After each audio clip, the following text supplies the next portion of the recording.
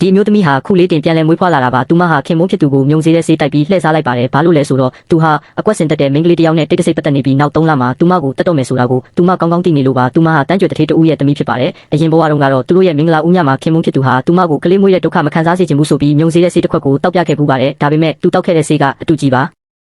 သူ့ရဲ့ရည်ရွယ်ချက်ကသူမကိုကိုဝင်ရအောင်လုပ်ပြီးရင်ဖောက်ပြန်နေဆိုပြီးဆွဆွဲကမိသားစုရဲ့ပြစ်တင်ရှုတ်ချမှုကိုခံရအောင်လုပ်ဖို့ပါအဲ့ဒီကတဆင့်သူမရဲ့အမြောက်များရှိတဲ့အမွေတွေကိုတိမ့်ပိုက်ဖို့ကြံစည်ခဲ့တာပါသူမဟာမကျေနပ်ချက်တွေနဲ့တေဆုံးခဲ့ရပေမဲ့မထင်မှတ်ပဲမင်္ဂလာဆောင်တဲ့နေ့ကိုပြန်လည်မွေးဖွားလာခဲ့ပါတယ်ဒီဘဝမှာတော့သူ့ကိုပြန်ပေးဆက်ခိုင်းပါတော့မယ်သူမဟာသူ့ရဲ့ဆေးကိုတကယ်မြုံစေးတဲ့ဆေးနဲ့တိတ်တဆိတ်လဲလိုက်ပြီးသူ့တောက်တာကိုထိုင်ကြည့်နေခဲ့ပါတယ်နောက်တော့သူမရဲ့လက်စားချင်မဲ့အစီအစဉ်ကိုစတင်ပါတော့တယ်3လကြာမှာတော့သူမဟာပစွန်လန့်ကိုရပြီးကိုဝင်ရှိလို့အော်အန်ဒလိုမျိုးဟန်ဆောင်ကခင်မုန်းဖြစ်သူရဲ့ရုပ်မှန်ကိုဖော်ထုတ်ဖို့ကြိုးစားပါတယ်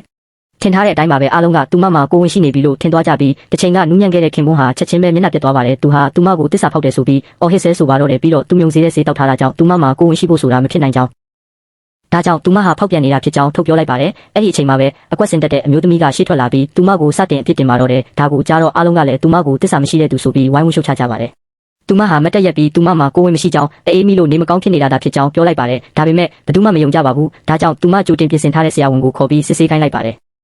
ခင်မုန်းဖြစ်သူကတော့သူတကယ်မြုံသွားပြီဆိုတာမသိပဲသူမမှာကိုဝင်ရှိနေပြီလို့ထင်နေတာကြောင့်ယုံကြည်မှုတွေအပြည့်ဖြစ်နေပါတယ်ဒါပေမဲ့စစ်ဆေးပြီးတဲ့အခါမှာတော့သူမမှာကိုဝင်လုံးဝမရှိဘူးဆိုတာကိုဆရာဝန်ကအတည်ပြုပေးလိုက်ပါတယ်ဒါကခင်မုန်းဖြစ်သူကိုအကြီးအကျယ်တုံ့လှုပ်သွားစေပါတယ်သူကဒါဟာမဖြစ်နိုင်ဘူးလို့အော်ဟစ်နေချိန်မှာပဲအကွက်စင်တက်တဲ့အမျိုးသမီးစီမှာကိုဝင်ရှိတဲ့လက္ခဏာတွေရုတ်တရက်ပေါ်လာပါတယ်